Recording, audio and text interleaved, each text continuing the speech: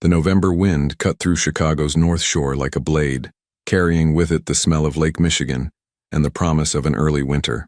Inside the Cole mansion, however, warmth radiated from every corner. Crystal chandeliers cast golden light across marble floors, and the murmur of conversation mixed with classical music, floating from a string quartet positioned near the grand staircase. Emily Carter moved through the crowd with practiced invisibility, her black uniform crisp and her dark hair pulled back in a neat bun. At 23, she had mastered the art of being present without being seen, a skill essential for anyone working in Nathan Cole's world. She refilled champagne glasses, removed empty plates, and kept her eyes down, though she saw everything. "More champagne here," a woman in a diamond necklace called out, barely glancing at Emily. "Of course, ma'am." Emily's voice was soft, professional. She poured carefully, noting the slight tremor in her own hands. Tonight felt different. The air held a tension she couldn't name, like the moment before a thunderstorm breaks. Across the room, Nathan Cole held court near the fireplace. At 39, he commanded attention without effort. Tall, dark-suited, his presence filling whatever space he occupied. People gravitated toward him, eager for his approval, fearful of his disapproval. He ran legitimate businesses on paper: construction, real estate, import-export. But Emily knew, as everyone in this room knew, that Nathan Cole's real power came from what happened in the shadows. She had worked in his household for 6 months, just another face among the staff. She needed this job, needed the money, needed to be close to this world for reasons she kept buried deep in her chest. Every day she walked through these halls, she reminded herself why she was here, what she needed to understand. Emily, Mrs. Chen, the head housekeeper, appeared at her elbow. The older woman's face was creased with worry lines that seemed deeper tonight. "Mr. Cole wants fresh coffee in his study. Take it up now, please." "His study? During the party? He has business. You know how it is. Go now." Emily nodded and made her way to the kitchen, her mind already cataloging the layout. The study was on the second floor, east wing overlooking the gardens. She had cleaned it dozens of times, but never when Nathan was conducting business. The staff knew to stay away during those moments. She prepared the coffee service carefully: French press, cream, sugar, his preferred dark roast. The kitchen buzzed with activity as caterers prepared the next course. Through the window, she could see security personnel stationed around the property more than usual. Something was definitely wrong tonight. Carrying the silver tray, Emily climbed the servants' staircase. The sounds of the party faded as she moved deeper into the private areas of the mansion. The hallway was quiet, carpeted, lined with expensive art that she had dusted 100 times without really seeing. At the end of the hall, light spilled from beneath the study door. She knocked softly. "Coffee service, Mr. Cole. Leave it outside." His voice was sharp, distracted. Emily set the tray on the hall table and turned to go, but something made her pause. Through the thick door she heard raised voices, Nathan and someone else, a man she didn't recognize. The words were muffled, but the tone was unmistakable. Anger, accusation. She should leave. She knew the rules, but her feet wouldn't move. "You think I don't know?" The other man's voice rose. "You think I'm that foolish? I think you should remember who you're talking to." Nathan's voice was cold, controlled, dangerous. Emily forced herself to walk away. Whatever was happening in that room, it wasn't her concern. She had her own reasons for being here, her own questions that needed answers. Getting involved in Nathan Cole's immediate problems would only complicate everything. She had just reached the staircase when the world exploded. The blast threw her forward, and she hit the wall hard enough to knock the breath from her lungs. Her ears rang with a high-pitched whine. For a moment she couldn't process what had happened. 1 second the hallway was normal, the next it was chaos. Smoke billowed from the direction of the study. Flames licked at the wallpaper. The expensive art lay shattered on the floor. Below, screams erupted from the party. Footsteps thundered in all directions. People running, shouting, desperate to escape. Through the ringing in her ears, Emily heard the crackle of fire spreading, hungry and fast. She should run. Every instinct screamed at her to run. Instead, she stumbled toward the study. The door hung off its hinges and heat rolled out in waves. Smoke burned her eyes, her throat. She pulled her jacket over her mouth and pushed inside. The room was destroyed. Furniture overturned, papers burning, the window blown out completely. Cold November wind fed the flames, making them dance higher. And there, collapsed near the desk, was Nathan Cole. Mr. Cole! Emily dropped to her knees beside him. Blood ran down the side of his face from a gash on his temple. His eyes were half open, unfocused. "Can you hear me?"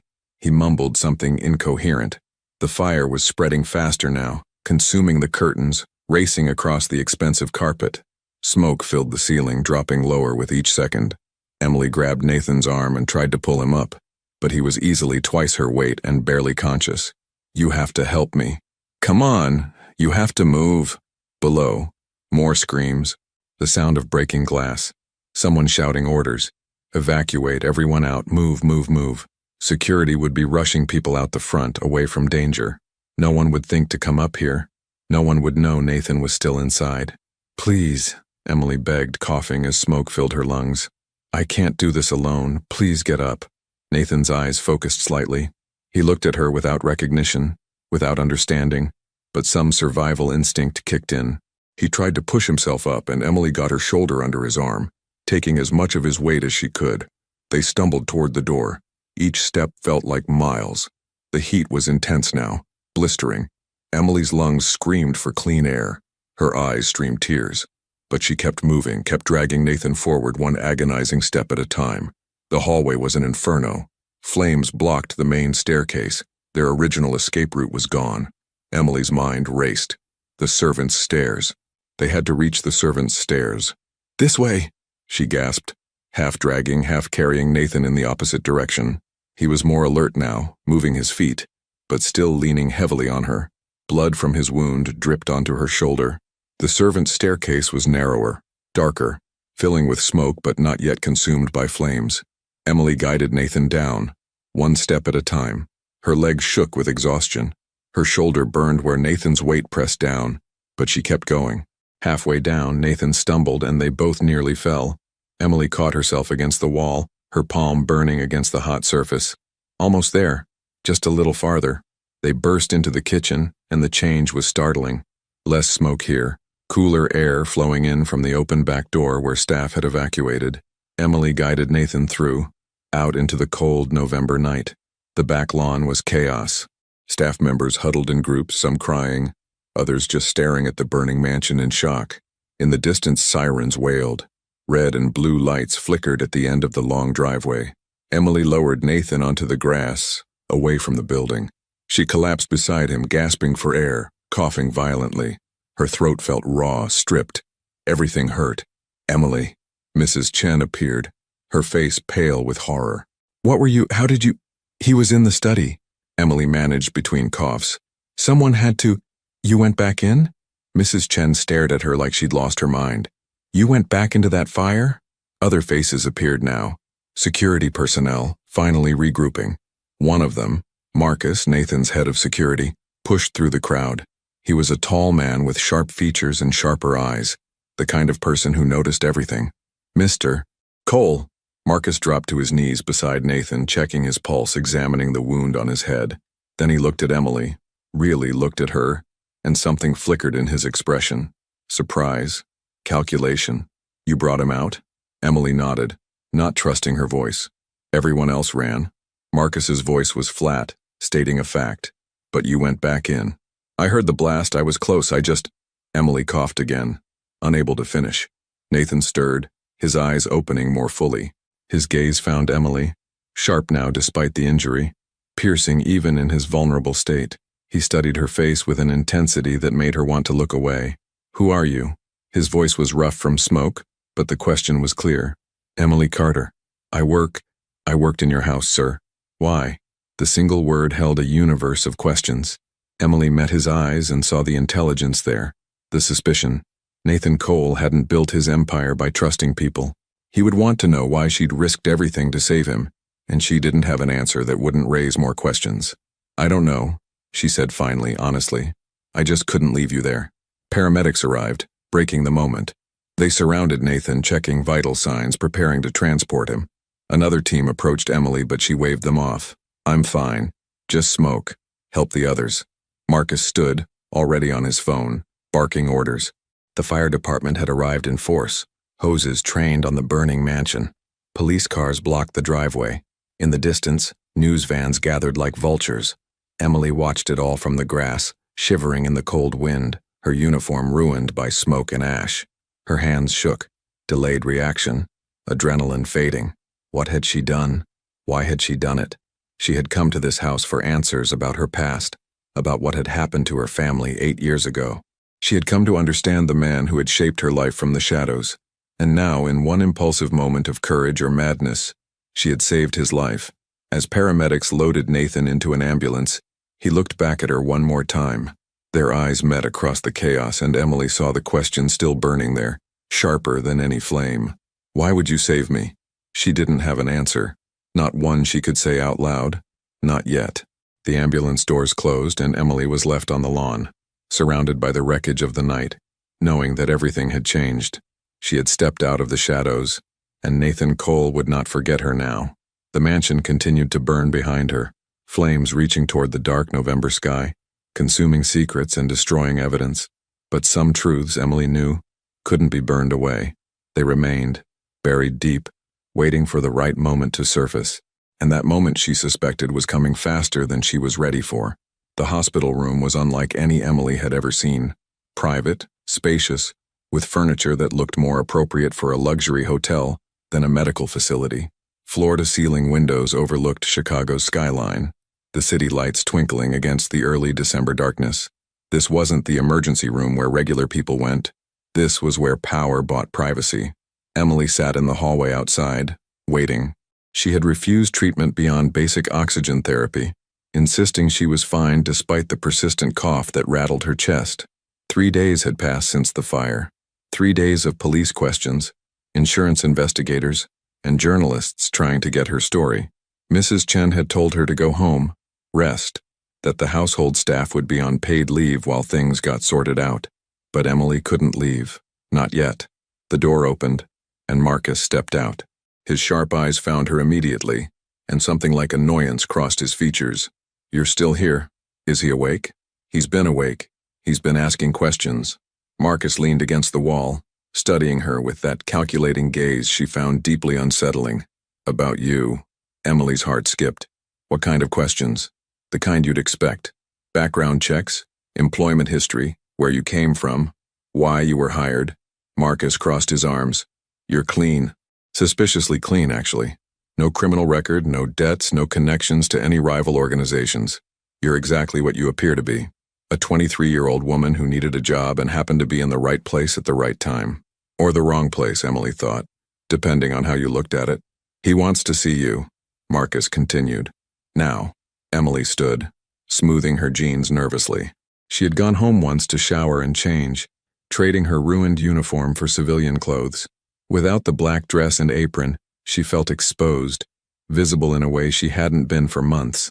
Marcus opened the door for her, but didn't follow. Word of advice? Don't lie to him. He'll know. The room was dimmed, afternoon light filtering through partially closed blinds. Nathan sat up in the hospital bed, looking far more alert than she'd expected. A bandage covered the wound on his temple, and monitors beeped softly beside him, but his eyes were clear and sharp as they locked onto her. "Emily Carter." He said her name like he was testing it, tasting it for truth. "Sit." It wasn't a request.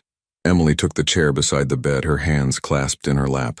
"The doctors tell me I'm lucky to be alive," Nathan began, his voice measured. "The blast should have done more harm, but someone pulled me out before the worst of it could reach me." He paused. "That was you?" "Yes, sir." "Don't call me sir. Not after what you did." Nathan shifted slightly, wincing. "I've been in this business a long time, Emily. I've seen loyalty, I've seen betrayal, I've seen people act out of fear or greed or ambition, but I've never seen someone risk their life for no reason. So I'll ask you again, why?"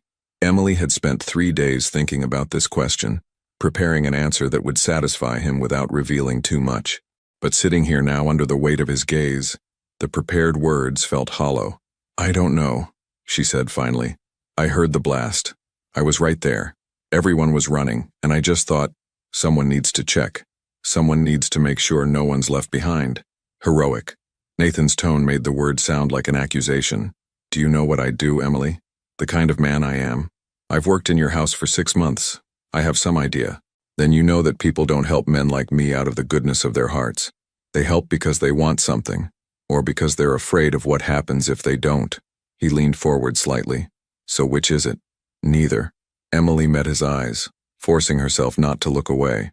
I didn't think. I just acted. Maybe that was stupid. Stupid or brave. Sometimes they're the same thing. Nathan studied her for a long moment. Marcus ran a full background check on you.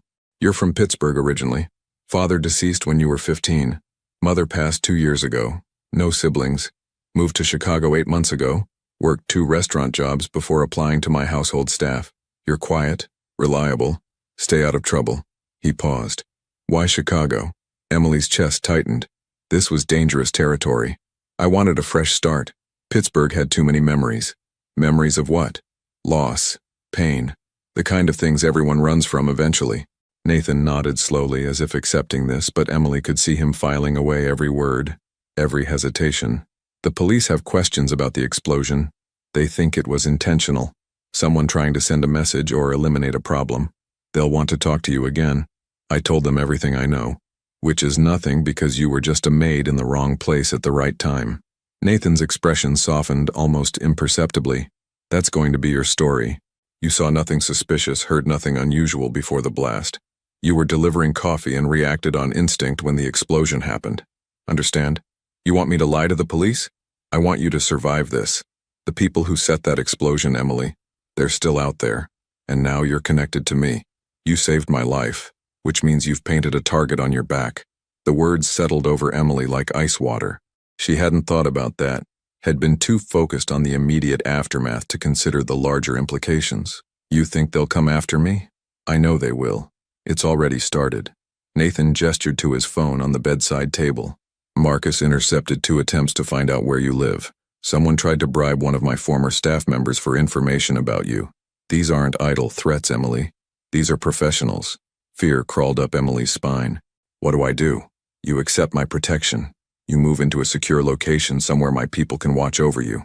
You let me keep you safe until we find whoever did this and handle them. Handle them? Emily's voice was barely a whisper. Nathan's expression hardened. This isn't your world, and I won't drag you deeper into it than necessary. But the reality is simple. You're in danger because of what you did for me. I don't forget debts, Emily. I protect what's mine. I'm not yours. No, Nathan agreed. But I'm responsible for you now, whether you like it or not. Emily wanted to argue, to insist she could take care of herself, return to her small apartment in Pilsen and resume her quiet life. But she wasn't naive.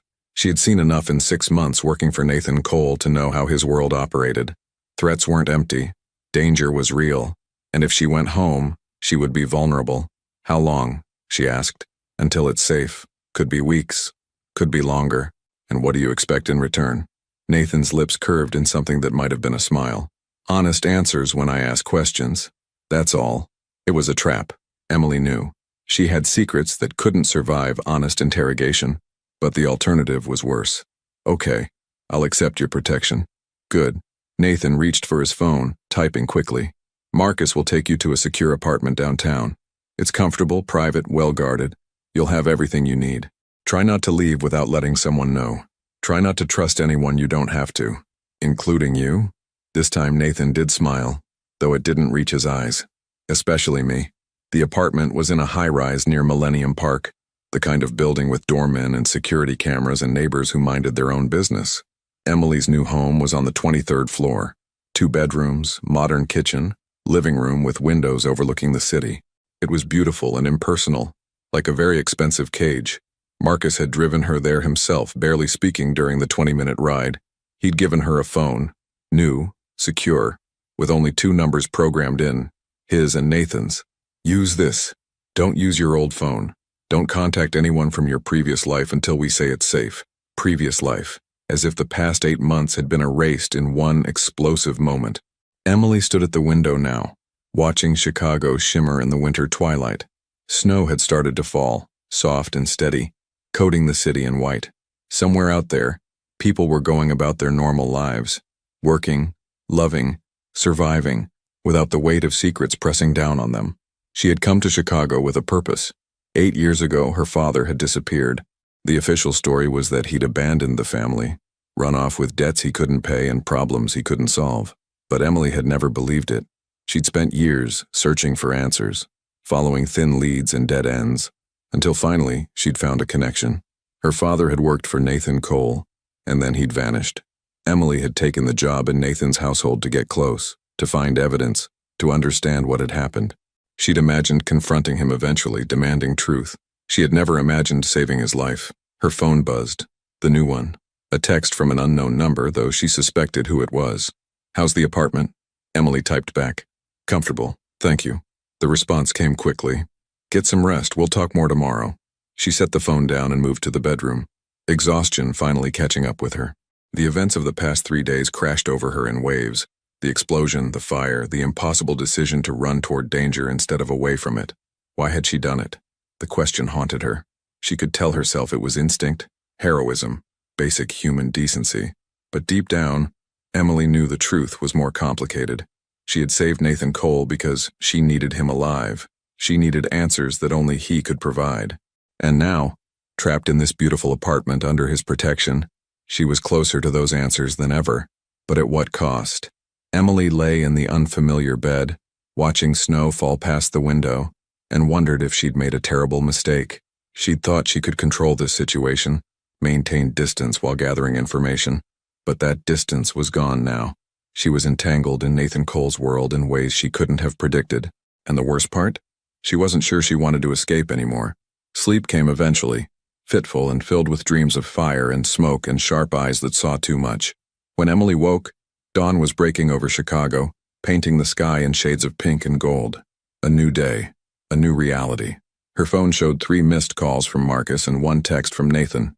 Breakfast meeting, 9 a.m., be ready. Emily showered and dressed carefully, choosing clothes that were professional but not too formal. When she emerged from the bedroom, she found Marcus already in the living room, holding a coffee and looking impatient. "Mr. Cole wants to meet at his temporary office. We need to leave in 10 minutes. Temporary office? The mansion is under investigation. He's set up elsewhere until things are resolved." Marcus handed her the coffee, black, which she didn't usually take, but she accepted it anyway. "He has questions. Be prepared. I thought we covered everything yesterday. Yesterday was courtesy. Today is business." Marcus's expression was unreadable. "He likes you, Emily. He respects what you did. But don't mistake that for trust. Nathan Cole doesn't trust anyone. He can't afford to." The warning was clear. Emily nodded, drinking the bitter coffee, preparing herself for whatever came next. She had wanted to get close to Nathan Cole to understand the man who had shaped her life from the shadows. Now she had her chance. But as the elevator descended toward the lobby and the winter morning waiting beyond, Emily couldn't shake the feeling that she was falling, deeper into a world she didn't understand, toward answers that might destroy everything she thought she knew. The truth was coming. She had saved Nathan Cole's life to find it. Now she just had to survive what came after. The temporary office was a penthouse suite in the Loop, all glass and steel with views that stretched across the Chicago skyline to Lake Michigan beyond. Emily had expected something darker, more secretive, but Nathan Cole's workspace was surprisingly corporate. Mahogany desk, leather chairs, shelves lined with legitimate business documentation. If you didn't know better, you'd think he was just another successful entrepreneur. Nathan stood at the window when Marcus escorted her in, his silhouette sharp against the morning light. He'd been released from the hospital 2 days ago, and though he moved carefully, the bandage on his temple was smaller now, barely visible beneath his dark hair. "Emily, thank you for coming."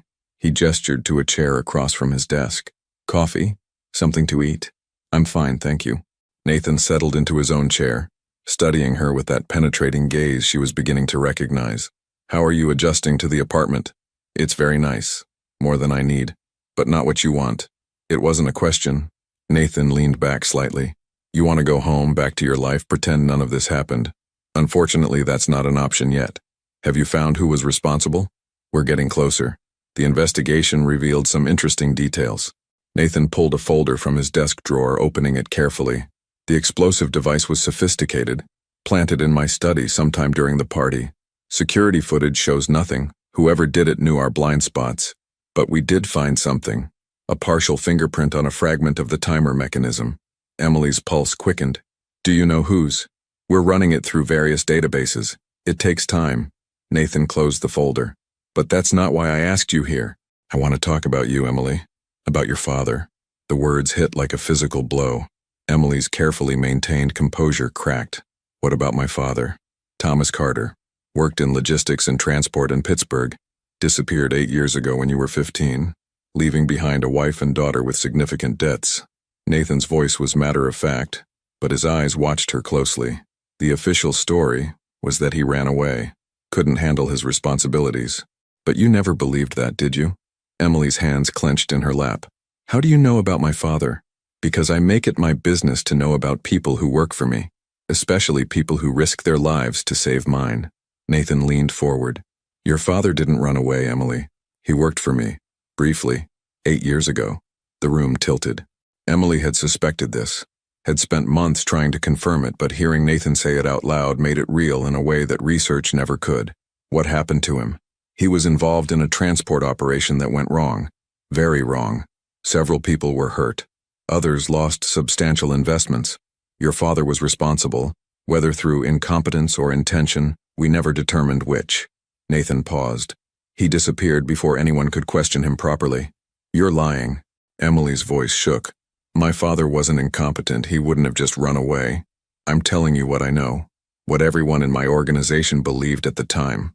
Nathan's expression remained neutral. But you don't believe it either. That's why you came to Chicago. That's why you applied to work in my house. You were looking for answers. Emily stood abruptly, her chair scraping against the floor. You knew? This whole time, you knew who I was?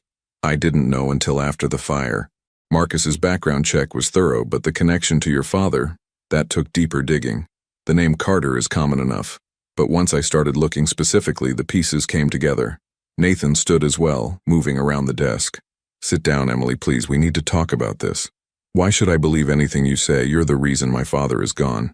You're the reason my mother spent years struggling, dying with debts she couldn't pay, wondering what she did wrong to make her husband leave. You're right to be angry, but I'm not your enemy here. I didn't make your father disappear, Emily. I wanted answers as much as you do. Emily remained standing, trembling with 8 years of suppressed rage and grief. What really happened?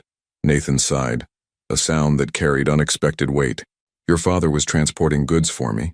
Legal goods, actually, though connected to less legal business partners. The shipment was intercepted, not by police, by rivals. 3 of my people were hurt in the confrontation. $2 million in merchandise was lost. Your father was driving the truck, but he wasn't there when we found it abandoned. We assumed he'd been taken, or had run, or was involved in setting up the ambush. We never found out which. You looked for him? For a while. But resources are finite, and your father wasn't the only problem I was dealing with at the time. Eventually the search stopped. He became another mystery, another casualty of business. Nathan's voice softened slightly. I'm sorry, Emily. I know that's not enough, but I am. Emily sank back into the chair, her legs suddenly weak. 8 years of questions, and this was the answer? Her father had been involved in something that went wrong and then vanished, leaving nothing but speculation and pain. I don't understand. If you knew this might happen, why did you involve him? Why put him in danger? Your father came to me. He needed money. Your mother's medical bills, I believe. Early stages of the illness that eventually took her. He was desperate, willing to take risks for the right price. I gave him an opportunity. The job should have been routine. Nathan returned to his chair.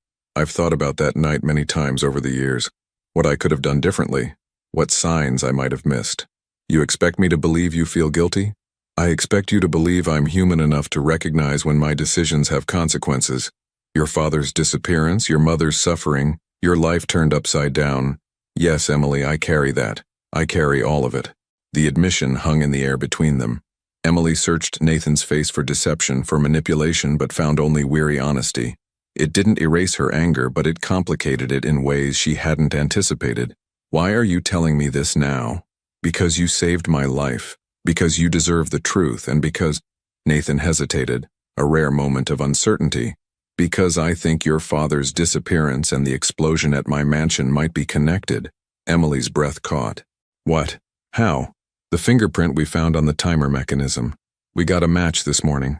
Nathan pulled another document from the folder, sliding it across the desk.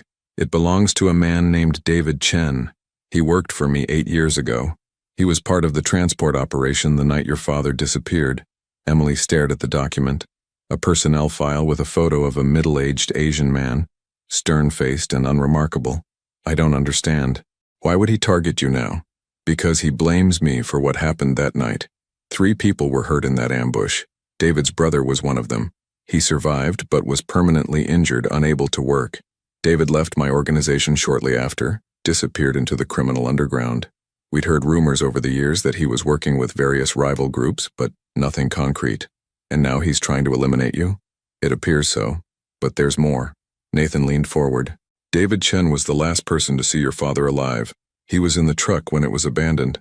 If anyone knows what really happened that night, it's him. The revelation struck Emily like lightning. After 8 years of dead ends and unanswered questions, she was suddenly one person away from the truth. Where is he? We're looking. David is experienced at staying hidden, but the explosion was bold, reckless. He made mistakes we can exploit. Nathan's expression hardened. When we find him, I'll make sure you get your answers, Emily. That's a promise. Why would you do that for me? Because you saved my life. Because this situation is partially my responsibility. And because Nathan paused again, seeming to choose his words carefully. Because I understand what it's like to live without answers. To have the past consume you until there's nothing else. For the first time since entering the office, Emily really looked at Nathan Cole, not as the powerful, dangerous man whose world she'd infiltrated, but as a person carrying his own burdens. There was something in his eyes, a shadow of old pain that matched her own. What happened to you? She asked quietly. That's a story for another time. Nathan stood, moving back to the window. Snow had started falling again, dusting the city in white. For now, we focus on finding David Chen and getting you the answers you deserve. But Emily, I need you to understand something. When we find him, the truth might not be what you hope for. Your father might have been a victim, or he might have been complicit. Are you prepared for either possibility? Emily joined him at the window, watching snow swirl between skyscrapers. I've spent 8 years imagining every scenario. Whatever the truth is, I need to know it. I need to stop wondering, even if it destroys the memory you have of him. My memory is already destroyed. At least the truth would give me something solid to stand on. Nathan nodded slowly. Then we have an agreement. I help you find out what happened to your father. In return, you continue to trust me. Stay under my protection and let me do what's necessary to keep you safe. What's necessary meaning what? Meaning that when we find David Chen, there will be a confrontation. It won't be pleasant. I need to know you can handle that. Emily met his eyes steadily. I've been handling unpleasant truths my whole life. I think I can manage one more. The days that followed took on a strange rhythm. Emily remained in the secure apartment, but Nathan visited regularly, often bringing case files and information about the investigation. They would sit at her dining table, spreading documents across the surface, piecing together the puzzle of that night 8 years ago. Emily learned that her father had been recruited specifically because he had no previous connections to Nathan's organization, a fresh face that rival groups wouldn't recognize. The transport route had been carefully planned, avoiding known danger zones. But someone had leaked information. The ambush had been too precise, too well-timed to be coincidental. David Chen was inside the truck when it was hit, Nathan explained one evening, pointing to a map. He managed to escape during the confusion. He said your father panicked, ran in the opposite direction. By the time David got to safety and could call for help, your father was gone. The truck was empty. No body, no blood, no signs of struggle. Just gone. David could be lying. He could have done something to my father and blamed the ambush. Possible. That's why we need to find him and ask the right questions. Nathan's phone buzzed, and he glanced at it, his expression shifting. Marcus just sent a lead. Security footage from a warehouse on the south side shows someone matching David's description. We're moving on it tonight. Emily stood immediately. I'm coming with you. Absolutely not. This could be dangerous. It's about my father. I have a right to be there. Nathan studied her for a long moment. If you come, you stay in the car with Marcus. You don't get involved in the confrontation. Those are my conditions. Fine. I mean it, Emily. This isn't a negotiation. David Chen is desperate and dangerous. I won't risk you getting hurt. The concern in his voice surprised her. Over the past weeks, their relationship had evolved from employer-employee to something more complex. Not quite friendship, not quite partnership, but a connection built on shared purpose and reluctant trust. I understand, Emily said. I'll stay with Marcus, but I need to be there. Please. Nathan nodded. Get your coat. We leave in 20 minutes. The warehouse was in an industrial area near the river, surrounded by abandoned factories and empty lots. Snow had accumulated in thick drifts, making the landscape look almost peaceful despite the decay underneath. 3 black SUVs pulled up to a building with broken windows and graffiti-covered walls. Emily watched from the back seat as Nathan and 6 of his security team approached the entrance. They moved with military precision, weapons drawn, but held low. Marcus remained with her, engine running, eyes scanning the surroundings. "How long will this take?" Emily asked. "Depends on whether David is actually inside and whether he decides to cooperate." Marcus's hand rested on his own weapon. "Mr. Cole is good at persuasion, but some people need more convincing than others." They waited. 10 minutes stretched into 20. Emily's nerves wound tighter with each passing moment. This was it. The answers she'd been searching for were inside that building, so close she could almost touch them. Then gunfire erupted. The sound was sharp, unmistakable, shattering the winter quiet. Marcus swore, reaching for his radio. "Team 2, what's your status?" Static, then a voice crackling through. "Contact, multiple hostiles. David wasn't alone." More gunfire. Emily's heart hammered in her chest. Through the broken warehouse windows, she could see muzzle flashes, figures moving in the darkness. "Stay in the car," Marcus ordered, already moving toward the door. But Nathan, "I said stay." Marcus was out, running toward the warehouse, leaving Emily alone in the vehicle. She should listen, she should stay put. But the thought of Nathan in danger, possibly hurt again because of circumstances connected to her father, was unbearable. Emily fumbled with the door handle, stepping out into the snow. The cold hit her immediately, but adrenaline kept her moving. She ran toward the warehouse, staying low, her breath coming in white clouds. The gunfire had stopped, replaced by shouts and the sound of a struggle. Emily reached the entrance, pressing herself against the wall. Inside, she could see Nathan and his team confronting several men. David Chen was there. She recognized him from the photos, with his hands raised but his expression defiant. Blood ran from Nathan's knuckles, and one of his security guards was down, clutching his shoulder. "You destroyed my family," David was shouting. "My brother can't walk because of you, because of that transport, because you put us in danger for your profit. Your brother was hurt because someone leaked the route." Nathan's voice was cold, controlled despite the chaos. "Someone told our rivals exactly where we'd be and when. That someone was you, David. You set up the ambush. You sold us out." David's face twisted. "I needed the money. They offered me more than you ever did." "And Thomas Carter? What happened to him?" At her father's name, Emily's breath stopped. David laughed bitterly. "Carter figured it out. He realized the ambush wasn't random. He confronted me, said he'd tell you everything. So I handled it." "How did you handle it?" Nathan's voice was deadly quiet. "I made sure he couldn't talk. I made sure he'd never be a problem again." David's smile was cruel. "You want to know what happened to him? Look in the river. That's where problems disappear in this city." The words hit Emily like a physical blow. Her father hadn't abandoned them. He hadn't run away. He'd tried to do the right thing, and David Chen had ended him for it. She must have made a sound, a gasp, a sob, something, because suddenly all eyes turned toward the entrance where she stood. Nathan's expression shifted from anger to alarm. "Emily, no!" But David was faster. He lunged sideways, grabbing a weapon from one of his fallen associates, swinging toward Emily with desperate violence. Nathan moved, tackling David before he could fire. They hit the ground hard, struggling for control of the weapon. Marcus and the other security personnel rushed forward, but in the chaos the situation was spiraling. Emily stood frozen, her father's fate finally confirmed. The truth she'd sought for 8 years now, a brutal reality that left her hollow.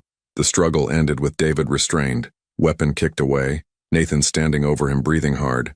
"Get him out of here, I want him somewhere secure. He has more to answer for." Marcus grabbed David roughly, hauling him toward one of the SUVs. The other guards followed, leaving Nathan and Emily alone in the warehouse entrance. "You weren't supposed to leave the car," Nathan said, but there was no anger in his voice, only concern. "He took my father." Emily's voice broke. "He ended my father because my father tried to do the right thing." Nathan moved closer, and for a moment Emily thought he might touch her, offer some physical comfort, but he stopped just short. "I'm sorry, Emily. I'm so sorry you had to hear it that way. Is it true? The river? We'll search. We'll do everything we can to recover, to bring him home." Nathan's voice was gentle in a way she'd never heard before. "But yes, I believe David was telling the truth. Your father discovered the betrayal and paid the price for his integrity." Emily felt tears freeze on her cheeks. 8 years of questions, answered in the worst possible way. Her father hadn't abandoned them. He'd tried to protect them, to stop the danger, and had been taken from them for it. He was a good man, she whispered. Yes, Nathan agreed. He was, and he deserves justice. I promise you, Emily, David Chen will answer for what he did. Not just to your father, but for everything. They stood in the snow-covered darkness, two people bound by tragedy and circumstance, by debts paid and truths finally revealed. Emily had come to Chicago seeking answers. Now she had them, and they were both better and worse than she'd imagined. Her father hadn't been a coward, he'd been a hero, and that knowledge, painful as it was, gave her something to stand on, something solid and true in a world that had felt uncertain for far too long. Thank you, Emily said finally, for helping me find the truth. Nathan nodded. It's what you deserved, what you've always deserved. He gestured toward the SUV where Marcus waited. Come on, let's get you somewhere warm. We can talk more tomorrow, figure out next steps. As they walked through the snow, Emily realized that everything had changed again. The truth about her father freed her in some ways, but bound her more tightly to Nathan in others. She had saved his life, and he had given her answers. They were connected now by something deeper than employer and employee, deeper than protector and protected. They were connected by understanding, of loss, of justice, of the weight that came with knowing the truth. And in Nathan Cole's dangerous world, that connection might be the most dangerous thing of all. The interrogation room was in a building Emily didn't recognize, somewhere on the industrial edge of Chicago where questions could be asked without interference. She sat in an observation room with one-way glass, watching as Nathan and Marcus questioned David Chen. The man who had taken her father sat handcuffed to a metal table, his earlier defiance replaced by calculating survival instinct. You set up the ambush 8 years ago, Nathan said, his voice measured. You took payment from the Volkov organization to leak our transport route. Your own brother was hurt in the process. Thomas Carter discovered what you'd done and confronted you. Then you ended him to protect yourself. David stared at the table. I want a lawyer. This isn't that kind of conversation. Nathan leaned back in his chair. We're past lawyers, David. We're at the part where you tell me everything, and I decide whether you live through the next 24 hours. Marcus stood in the corner, arms crossed, a silent and intimidating presence. Emily watched through the glass, her emotions a tangled mess of grief, rage, and something else she couldn't quite name. Justice, maybe, or vengeance. The line between them felt impossibly thin. The explosion at your mansion, Nathan continued, that was you. Why now? Why after 8 years? David's jaw tightened. Because you owe a debt. My brother suffered because of your business, and you never made it right.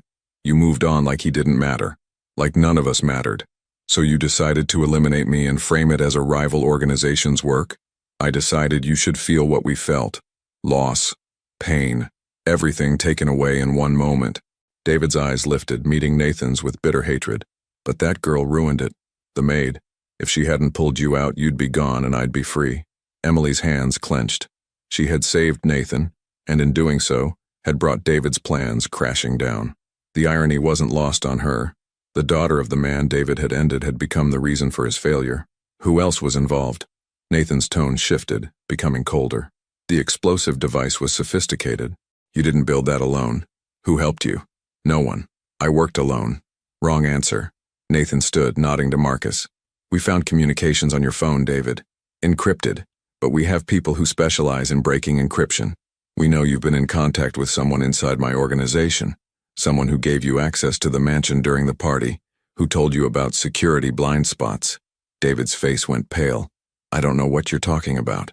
Then let me refresh your memory. Nathan pulled out a tablet, sliding it across the table. These messages, sent to a burner phone over the past 6 months. Planning meetings, layout discussions, timing coordination. You had help from someone close to me, David. Tell me who. The silence stretched. Emily leaned closer to the glass, her heart pounding.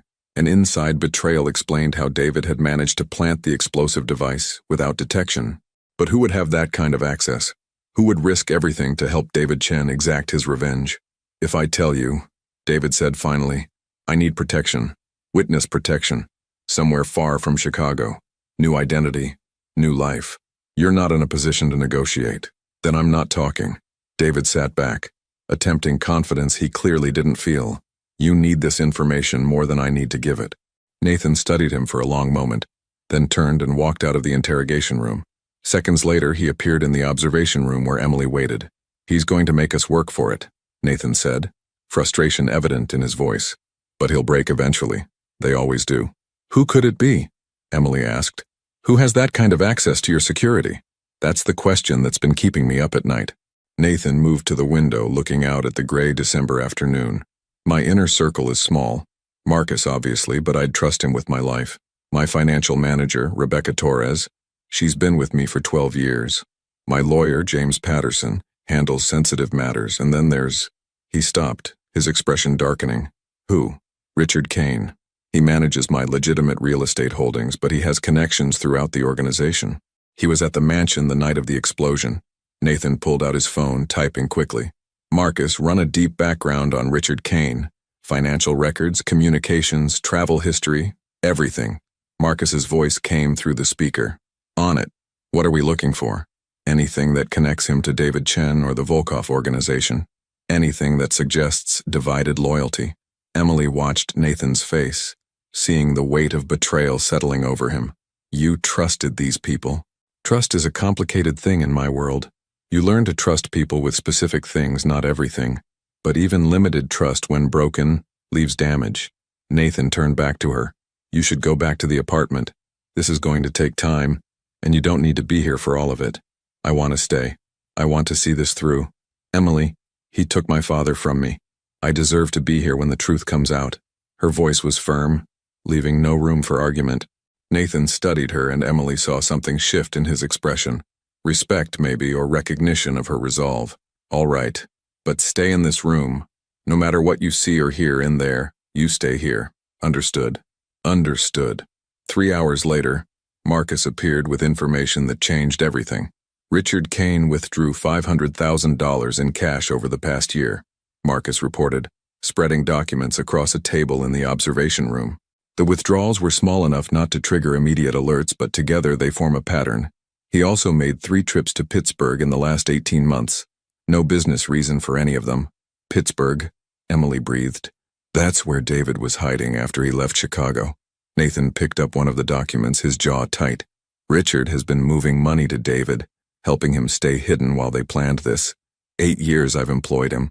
8 years he smiled to my face and took my money while plotting my demise." "There's more," Marcus continued. "Richard's younger sister is engaged to David Chen's nephew. They kept the connection quiet, different last names, no public association. But the family tie is there." "Family?" Nathan's voice was bitter. "Always comes down to family, doesn't it? Richard helped David because of blood connection, because he believed the narrative about my responsibility for David's brother's injury." "Do we bring Richard in?" Marcus asked. "Not yet. I want to know how deep this goes, who else might be involved." Nathan turned to Emily. "I need to ask you something, and I need you to think carefully before you answer. David said someone gave him access to the mansion. Richard could provide information, but he wasn't at the house the day of the explosion. Someone else had to physically help David plant that device." Emily's mind raced through the events of that night. The household staff had been busy with party preparations. Security had been focused on the guests. But there had been that moment, that odd exchange in the kitchen. "Mrs. Chen," Emily said suddenly, "the head housekeeper. She's the one who sent me to your study with the coffee service. She specifically told me to go right then, insisted it couldn't wait even though the party was in full swing." Nathan and Marcus exchanged glances. "Mrs. Chen is David's cousin," Marcus said quietly. "We vetted her years ago, but the connection seemed distant enough not to matter. She's been with the household for over a decade. She would have had access to everything," Emily continued, the pieces falling into place. "She could have let David into the mansion, shown him where to plant the device, known exactly when you'd be in the study. And she sent me up there right before the explosion because she needed a witness." Nathan finished. "Someone to confirm I was in the study when it happened. Someone who would look innocent and unconnected." His face hardened. "She sent you into danger without a second thought. Used you as an unwitting part of the plan." The realization hit Emily hard. Mrs. Chen, who had been kind to her, who had taught her the household routines and complimented her work, she had been willing to sacrifice Emily to achieve David's revenge. "Where is she now?" Nathan asked Marcus. "She's been on paid leave since the explosion, like all the household staff. Last known address is an apartment in Bridgeport." Pick her up, quietly. I want her in a room separate from David. They shouldn't know we have both of them." Nathan's voice was cold, controlled fury. "And find Richard Kane. I don't care what excuse you have to use. Bring him in." Marcus left immediately, taking 2 security personnel with him. Nathan remained in the observation room with Emily, both of them processing the scope of the conspiracy. 3 people, Emily said. 3 people working together to take you down, and they almost succeeded. They would have succeeded if not for you. Nathan turned to face her. "That's what keeps running through my mind, Emily. Everything that happened that night. If you had run like everyone else, if you had valued your own safety over mine, David's plan would have worked perfectly. I'd be gone, and no one would have known about the betrayal until much later, if ever. Why do you think I didn't run?" The question hung between them. Nathan moved closer, and Emily found herself holding her breath, aware of the intensity in his gaze. "I've been asking myself that since the moment I woke up in the hospital," Nathan said quietly. "At first I thought it was coincidence, instinct. Then I thought maybe you had your own agenda. But now, after everything we've been through, after learning about your father and seeing how you've handled the truth, I think you saved me because somewhere in that moment, you saw me as a person worth saving. Not the reputation, not the power, just the person."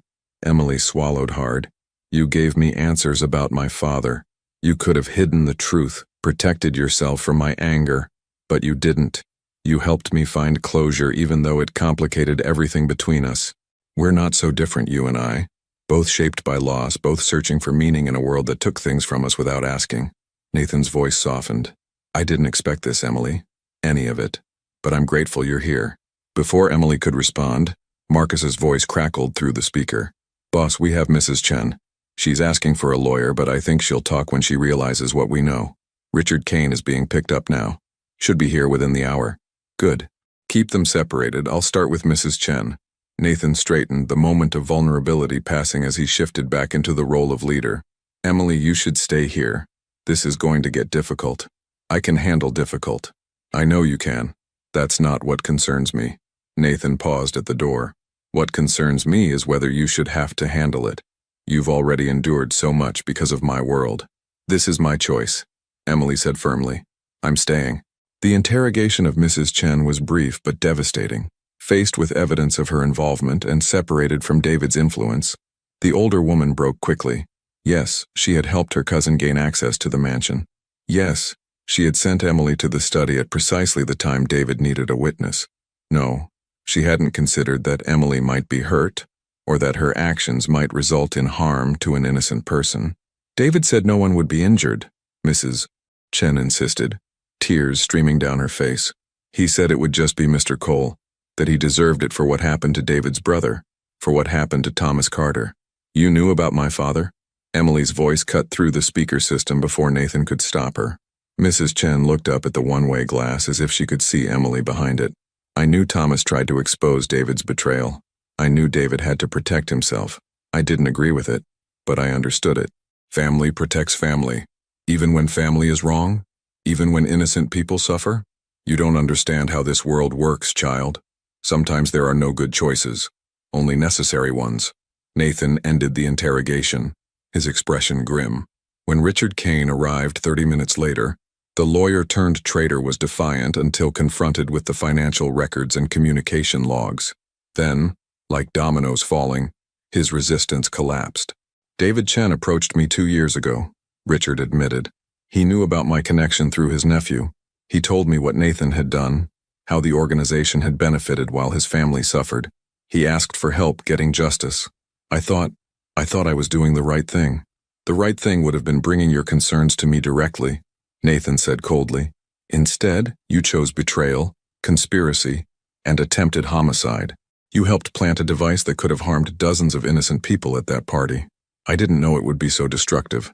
David said it would be contained, targeted, that only you would be affected. And you believed him because it was convenient to believe him, because it absolved you of responsibility for what you were really doing." Nathan leaned forward. "You've destroyed your life, Richard. Your career, your reputation, your freedom.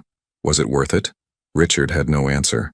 By the time all 3 conspirators had been questioned and their statements recorded, night had fallen over Chicago. Emily stood at the observation room window, watching snow fall through the streetlights, feeling exhausted in ways that went beyond physical tiredness. Nathan appeared beside her, 2 cups of coffee in hand. He offered her one silently. "It's over," Emily said. "You have everyone who was involved. The threat is eliminated." "Yes. Now comes the difficult part, deciding what to do with them." Nathan sipped his coffee. "In my world, there are traditional ways of handling betrayal, permanent solutions that ensure the problem never resurfaces." Emily felt a chill that had nothing to do with the winter night. "And what will you do?" "That depends on what you need from this situation, Emily. David Chen took your father from you. Mrs. Chen and Richard Kane enabled him, made it possible for him to threaten your life. You have a stake in this decision. Are you asking me if I want them to?" Emily couldn't finish the sentence. "I'm asking what justice looks like to you. What outcome gives you peace?" Nathan set down his coffee, turning to face her fully. "I won't pretend I'm offering mercy out of pure morality. I'm offering it because you matter to me, Emily. Your opinion, your needs, they matter in ways that few people's do. So tell me what you want." Emily thought about her father, about the years of wondering and grief, about the truth that had finally emerged.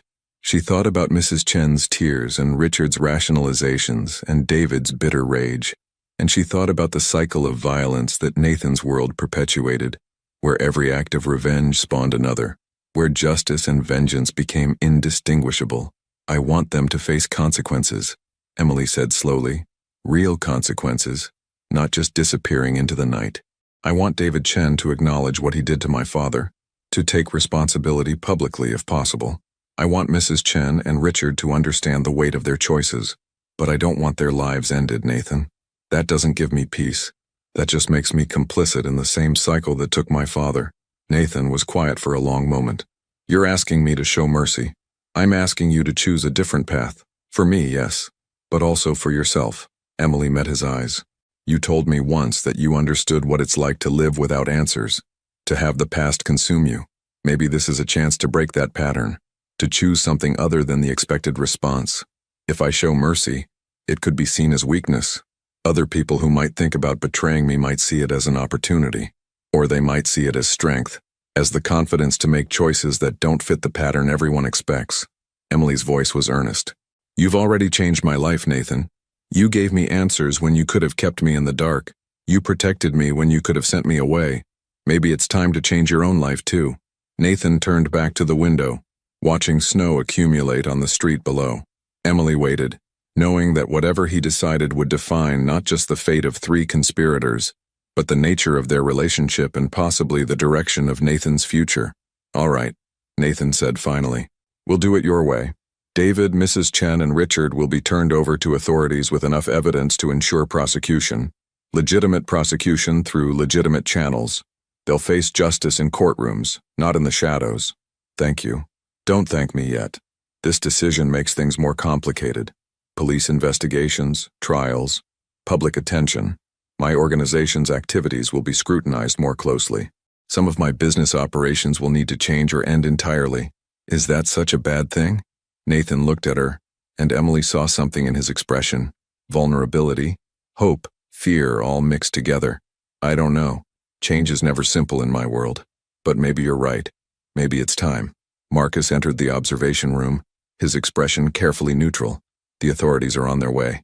We've prepared documentation that presents the evidence cleanly without exposing operational details.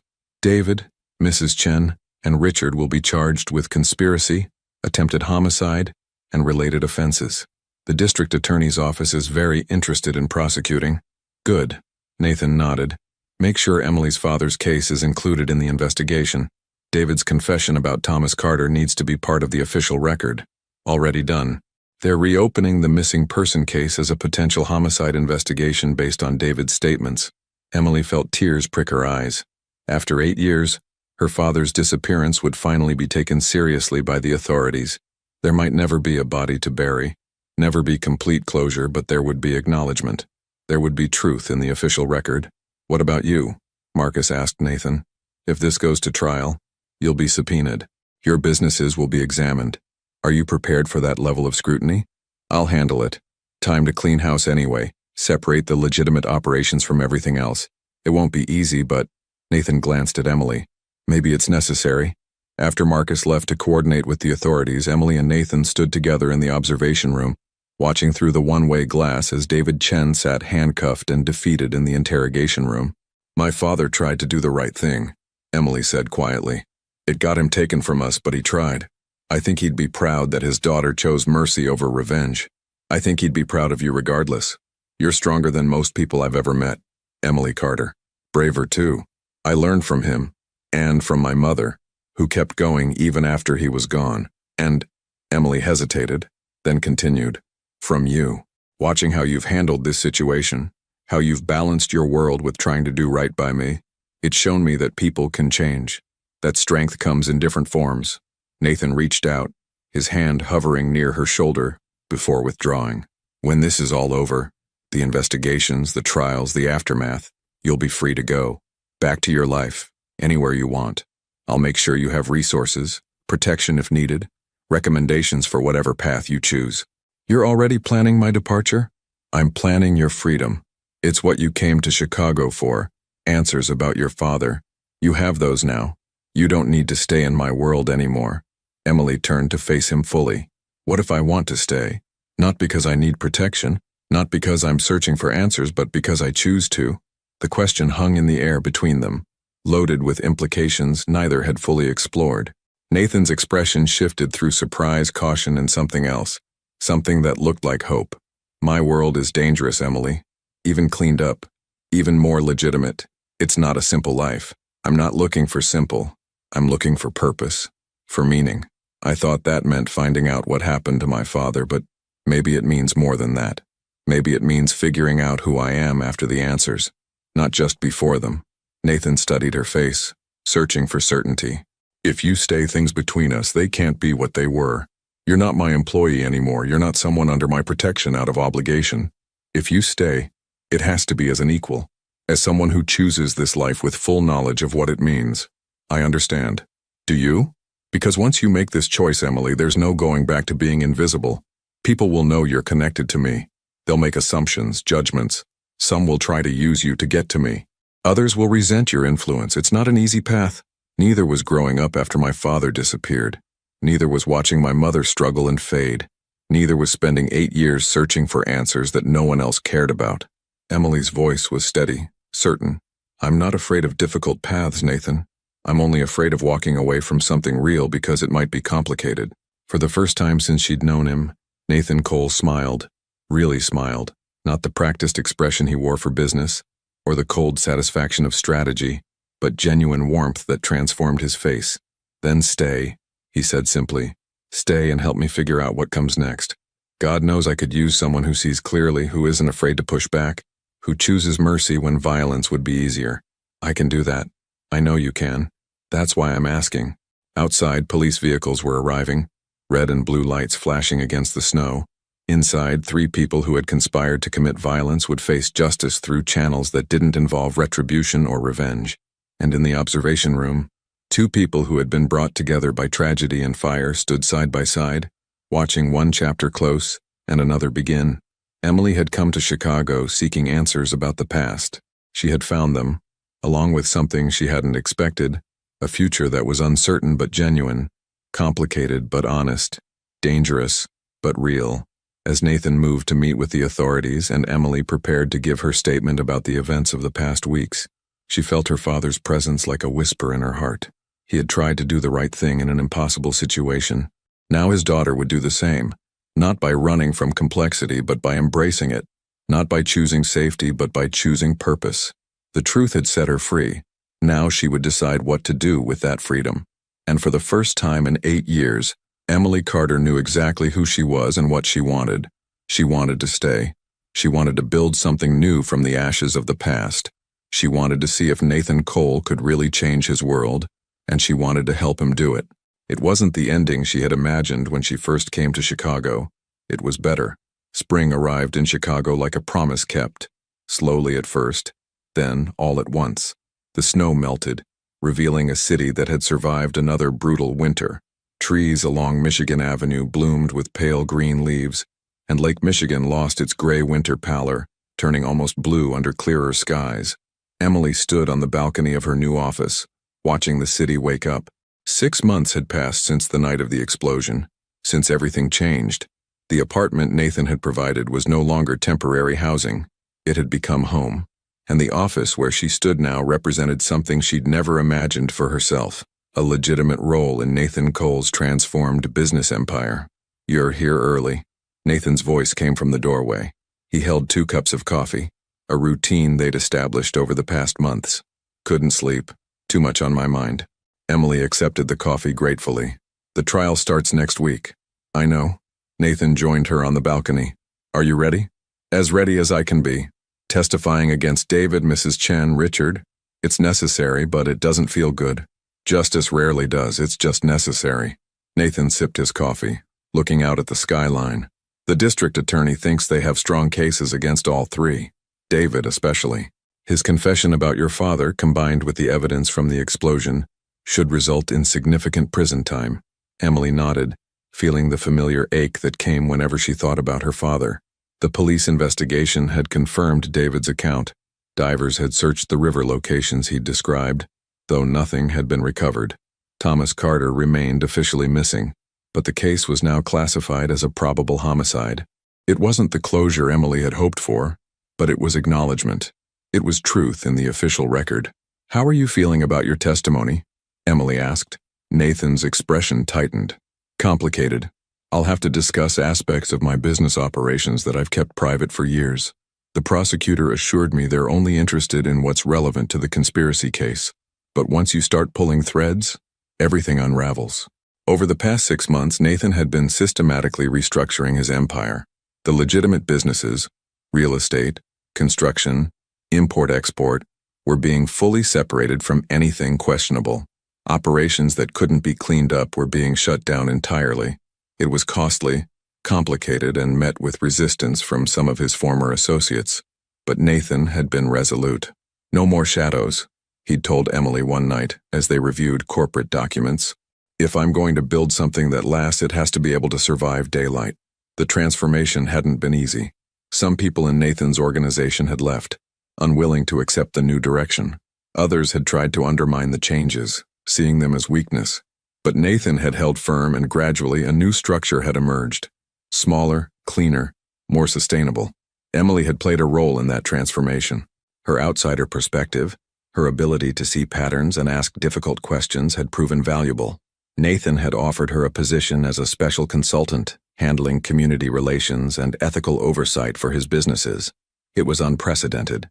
Someone with no background in his world, no connections to the old power structures, given real authority. "People will question why I chose you," Nathan had warned. "They'll assume nepotism or other motivations. Let them assume what they want. I'll prove my value through work, not explanations." And she had. Emily had thrown herself into understanding Nathan's business operations, identifying areas where community investment could benefit both the bottom line and the neighborhoods his developments affected. She'd established scholarship programs, job training initiatives, partnerships with local organizations. It was slow, careful work, but it was making a difference. "I have something for you," Nathan said now, pulling an envelope from his jacket. "It came this morning." Emily opened it carefully. Inside was a letter from the Chicago Police Department's Missing Persons Unit. Her breath caught as she read, "Dear Ms. Carter, we are writing to inform you that the investigation into your father, Thomas Carter, has been officially reclassified. Based on evidence provided by David Chen's confession and corroborating witness statements, we have determined that your father was the victim of a criminal act. While we have been unable to recover physical remains, we want you to know that your father is no longer considered a voluntary missing person. He has been recognized as a victim, and his case will remain open as an active investigation." Tears blurred Emily's vision. They acknowledged him. After all these years, they finally acknowledged what really happened. Nathan placed a gentle hand on her shoulder. "Your father tried to do the right thing in an impossible situation. That's documented now. His integrity is part of the official record. My mother never stopped believing in him. She died thinking everyone else saw him as a coward who abandoned his family. I wish she could have known the truth. Maybe she did know. In the ways that matter, she knew who she married. She knew the man he was, regardless of what others thought." Nathan's voice was soft. "You've honored both of them, Emily. By seeking the truth, by refusing to accept the easy narrative. That takes courage." They stood in silence for a moment, the morning sun warming the balcony. In the distance, the city hummed with activity, people going to work, living their lives, building futures, one day at a time. "I've been thinking about something," Emily said, folding the letter carefully. "I want to establish a foundation in my father's name, for families dealing with missing persons cases, especially when the disappearances are connected to organized crime. Resources for investigations, support for families, advocacy for policy changes. That's a significant undertaking. I know, but I have resources now. I have your support and connections, and I have experience navigating systems that don't always work for regular people." Emily turned to face Nathan. "Will you help me?" "Of course, we'll get the legal framework established, identify initial funding sources, build a board of directors." Nathan's expression was thoughtful. "The Thomas Carter Foundation. It has a good ring to it. He tried to expose corruption and paid with his life.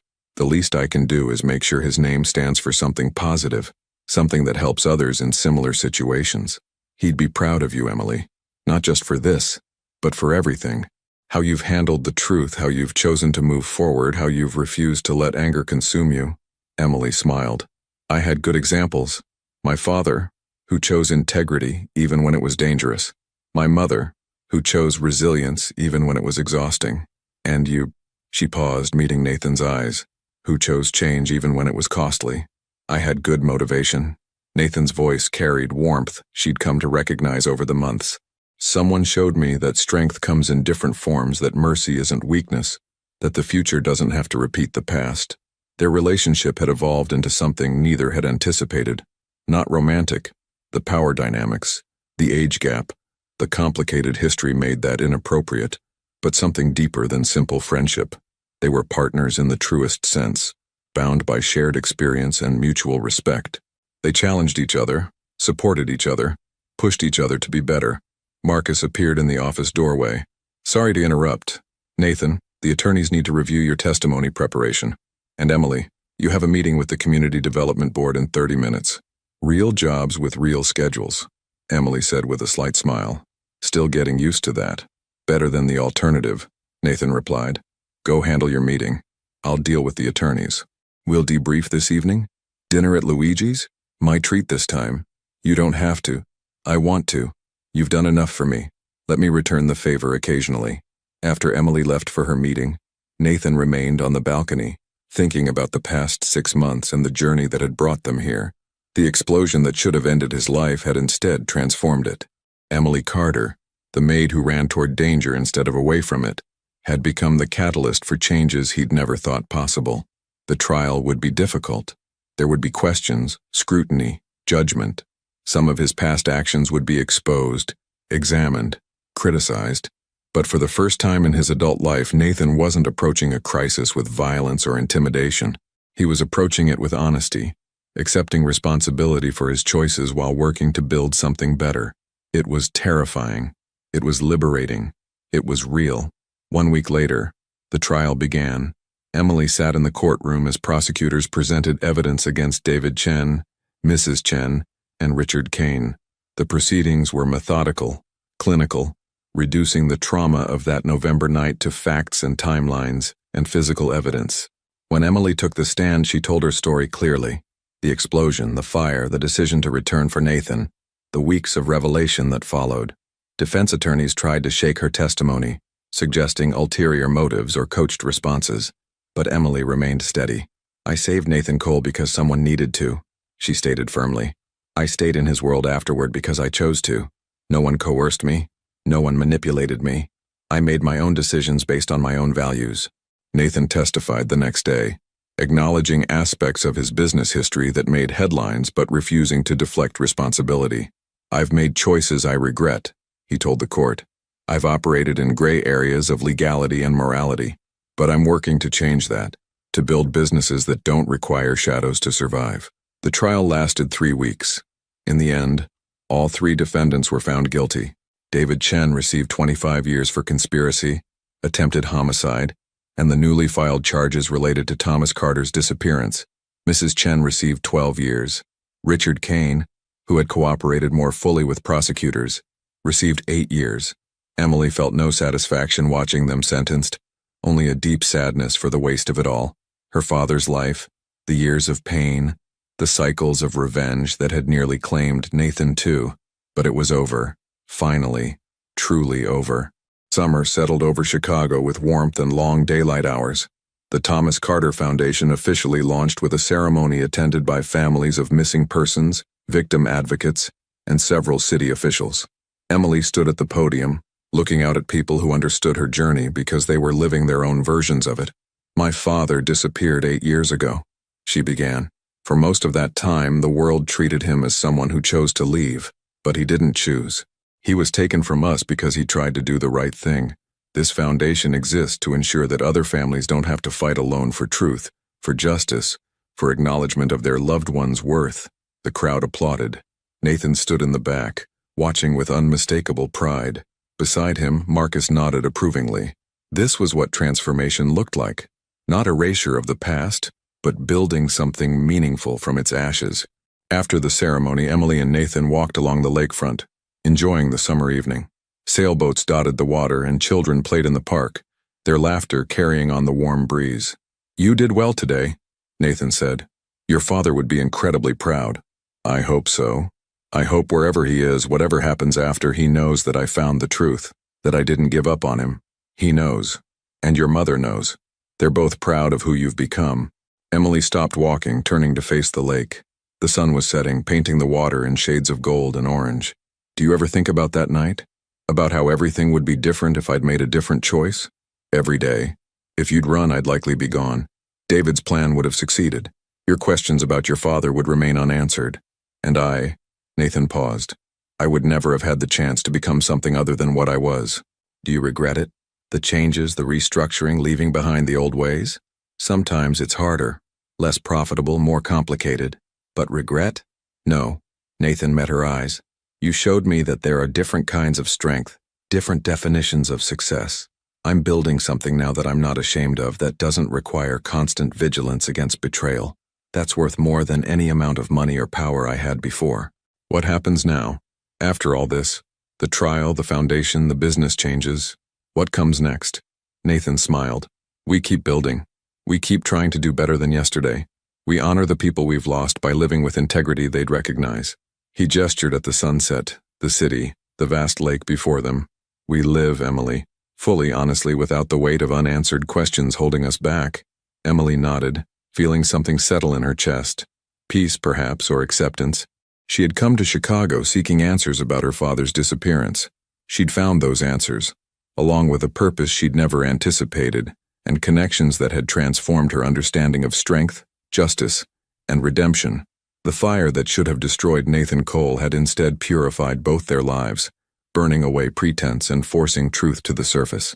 They had emerged from those flames changed, connected by something stronger than the secrets they'd both carried. As they walked back toward the city, the lights beginning to twinkle against the gathering dusk, Emily felt her father's presence like a warm wind at her back, not haunting her anymore, but supporting her. He had tried to do the right thing in an impossible situation. Now his daughter was doing the same, one day at a time, building a life that honored his memory while creating something entirely her own. Everyone had run from the explosion that November night, except the maid who dragged the crime boss from the fire. That choice had changed 2 lives forever, setting them both on paths they never could have imagined. It wasn't the ending either of them had expected. It was better. It was real. It was theirs. And that was enough.